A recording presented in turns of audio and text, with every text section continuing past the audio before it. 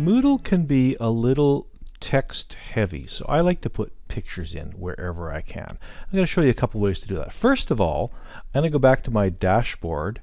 So this is the course I'm working in, Bassalto 3 Sandbox, and it's got this splotchy kind of shape thing under the course overview. So I'm going to click on the course. I'm going to edit settings, and down here in the description, if I can get a picture into there, it's going to replace that green splotchy thing. Now traditionally I just drag and drop, but I'm going to do this the hard way. I'm going to upload a file from my computer. I'm going to choose a file. That file happens to live in my course, and it happens to be The Monster of the Abyss. Excellent.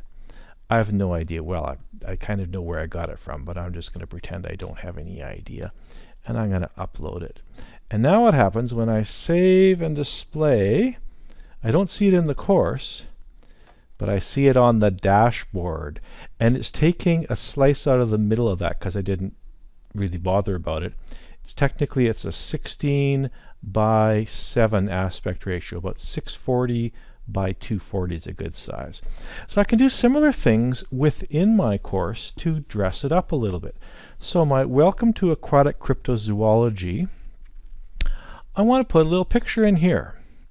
And I call it the moon over the mountain icon, because that's what it looks like.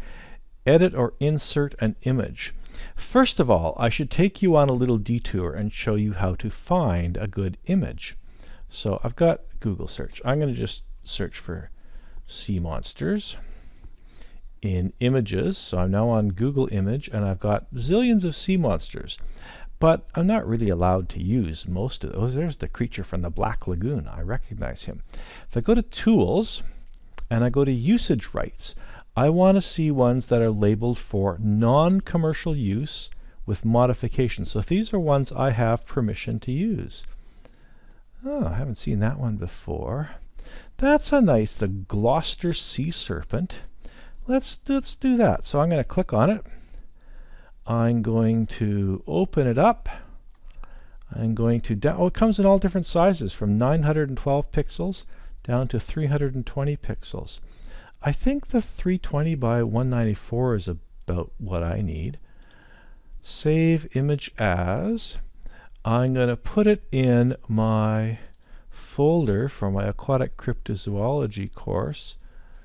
Call it Gloucester Sea Serpent. Save. Now, had I downloaded the really giant one, I could use that, but it's really good practice to shrink that down to a reasonable size before you put it in your course. If I put in a 5,000 pixel image, it's going to take a while to load, and I only want to show it at a fairly small size. So I'm going to find it, uploading it from my computer.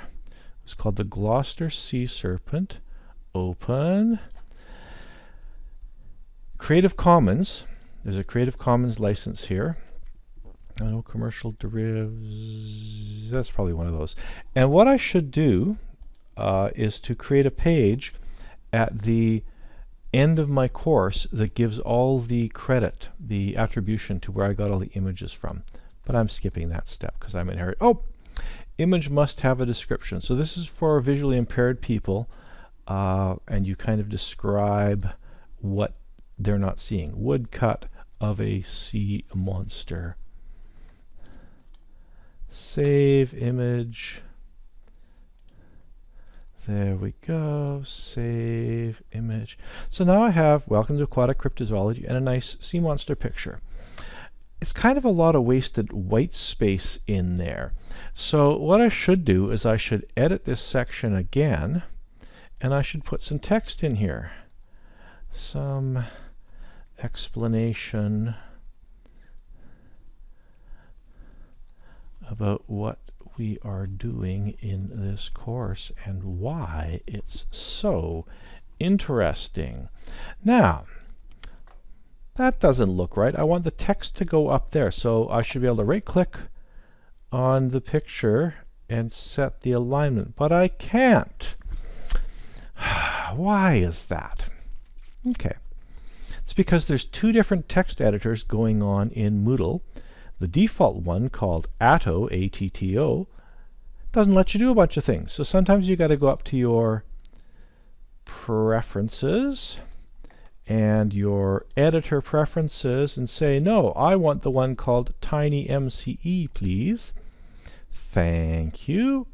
Do I have to save? No, it saved it. And then I go back into my course, and I go back into edit, and now I can click on my picture and I can say alignment.